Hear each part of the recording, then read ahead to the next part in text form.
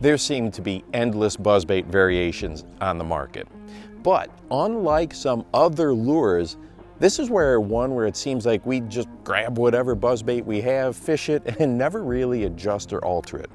We'll switch up crankbaits, soft plastics, etc., but the subtleties of a buzzbait are often forgotten about. Well, in today's video, I want to let you get an idea of how different one buzzbait can be from another one. And depending on the conditions you have and the attitude of the fish, you can then adjust accordingly.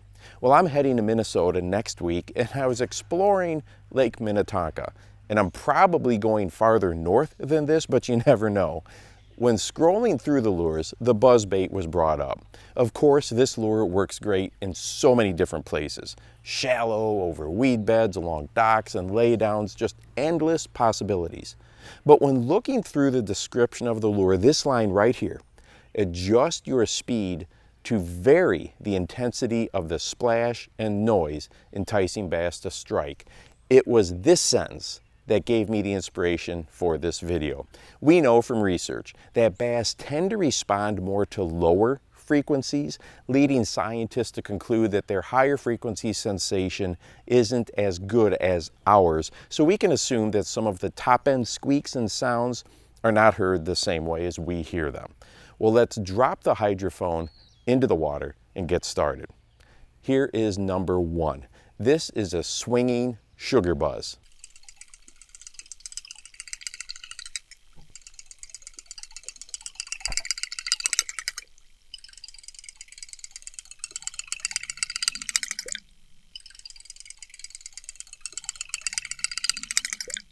Now, as you can tell, there's a lot going on here.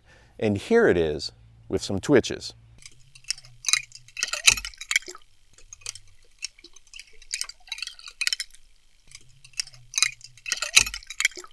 This is definitely a louder model. I would tend to grab this one if there's a little more surface disturbance, some busy activity on the lake, like a lot of boats, or even if you are wanting to potentially attract bass from a greater distance. This is one of the popular toad style buzzbaits.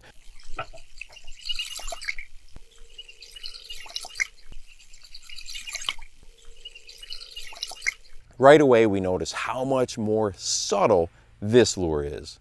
A big difference between this one and the first buzzbait.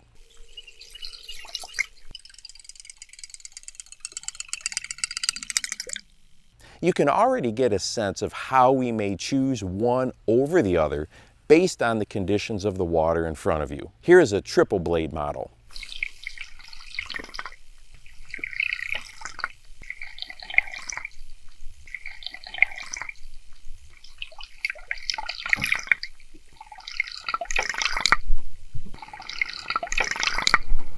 I find it interesting with this model, we tend to hear more of the actual water disturbance instead of the banging and clanging or squeaking of the blade itself. This buzzbait has some holes drilled into the blade.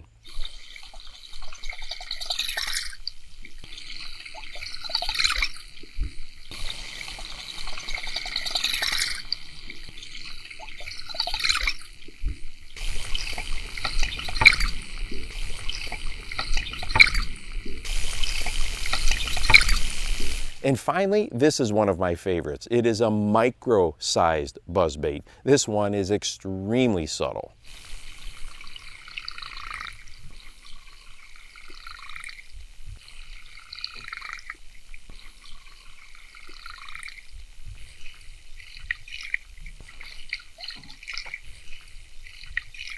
You can picture this little guy doing well in very calm conditions or around bass that have been pounded by all kinds of other anglers all weekend long.